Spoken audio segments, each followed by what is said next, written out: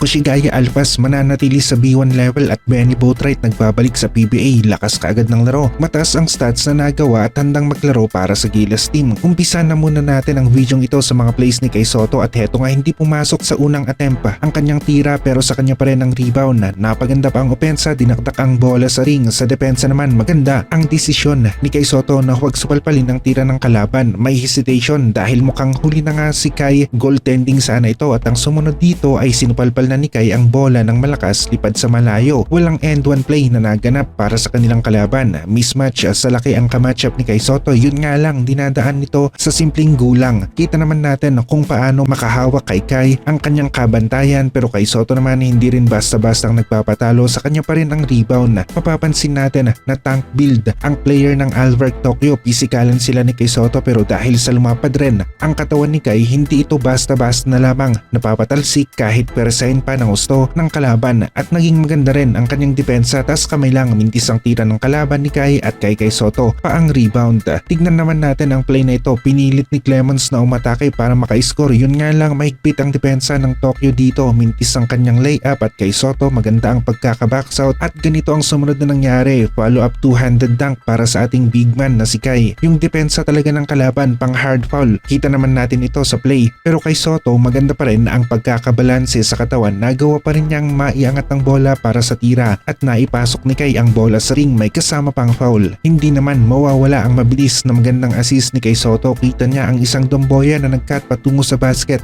pasa kaagad ang bola at Domboya nakakuha ng foul at marumi nga rin maglaro ang player ng Alvark Tokyo. Hindi pang depensa ang foul, siko sa likod ang inaabot ni Domboya dito. Kai Sotto naman ngayon ang umatake sa basket, gustong idaktak ang bola sa ring pero sa pulse si Kai Sotto malapit sa mukha. Nakakainis rin yung depensa ng kalabang player na ito, talagang may bitaw na pang hard foul at hindi nagpapahalata ang player na ito, bibigyan ka ng hard foul tapos kunwari hindi niya sinasadya. Nagkakaroon na rin ng magandang chemistry sina Kai Sotto at Domboya, maging sa depensa may mga plays na matindi rin ang kanilang ipinapakitang depensa laban sa kanilang kalaban. Tignan naman natin kung mapupunta nga ba sa B2 level ng Japan B-League ang Kushigaya Alphas at narito ang patakaran ng Japan B-League kung paano nila napagdidesisyonan ang mga teams na mapupunta sa B2 level mula sa B1 at mga teams naman na mapropromote mula sa B2 papunta sa B1 level. Nakalagay nga na ang mga teams na nasa hulihan ng standings ng Japan B1 ang mapupunta sa B2 level at nasa 2 hanggang 3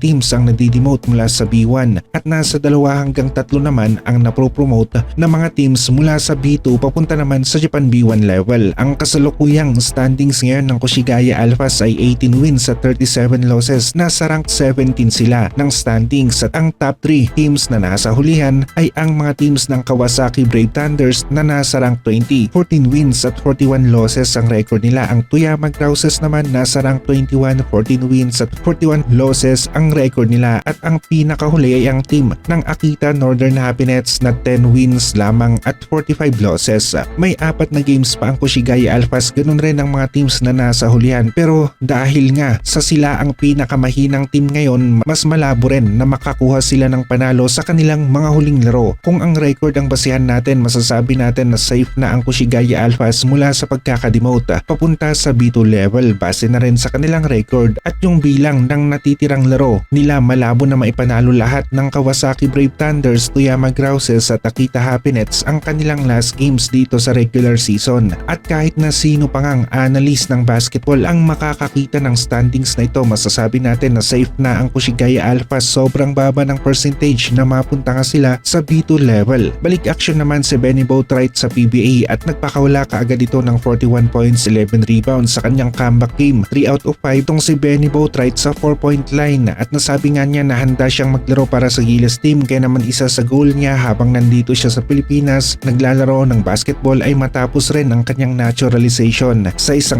sa labanan ngayon sa FIBA, matatangkad na mga guards na mahirap mabantayan, ganun rin sa wing at bigs at ito nga rin ang pwedeng maibigay ng isang Benny Boatwright matchup na kung saan pwedeng siya ang maging lamang dahil sa kanyang size at mas magiging flexible nga rin ang lineup ni Coach Tim Cone kapag ganap ng naging naturalized player si Benny Boatwright. Pwede niyang pagpalit-palitin na sina JB at Benny sa bawat laro ng Gilas sa FIBA. Maganda ang naging performance ni Benny Boatwright dito sa PBA sa kanyang comeback game at tignan natin sa mga susunod na araw kung tatapusin na nga ba nila ang naturalization ni Benny Boatwright bago ang third window window ng FIBA World Cup Asian Qualifiers at yung possibility na siya naman ang gagamitin ni Coach Tim Cone laban sa team ng New Zealand at Australia. May chance rin na baka maglaro nga si Kai Sotto sa third window ng FIBA World Cup Asian Qualifiers sa New Zealand at Australia at titimbangin ng kampo ni na Kai Sotto ang kanilang mga options sa NBA Summer League ba sila tutuloy o sa mga laro ng Gilas team. Wala pa naman sa talagang alanganin ang Gilas team pero malaking bagay nga rin kung magawa natin na manalo laban sa team ng New Zealand o Australia sa third window bago ang second round dahil magbibigay ng konting advantage para sa Gilas team ang makakuha ng kahit isa man lang na panalo laban sa mga teams ng New Zealand at Australia sa third window dahil magagamit naman natin ito laban sa mga teams ng Jordan, Iran at Syria. Ang tatlong teams na ito ang makakalaban ng Gilas sa second round at kung talo nga ang Gilas sa third window sa kanilang 2 games ay kailangan na maging perpekto ang record nila laban sa tatlong teams na ito sa second round ng FIBA World Cup Asian Qualifiers.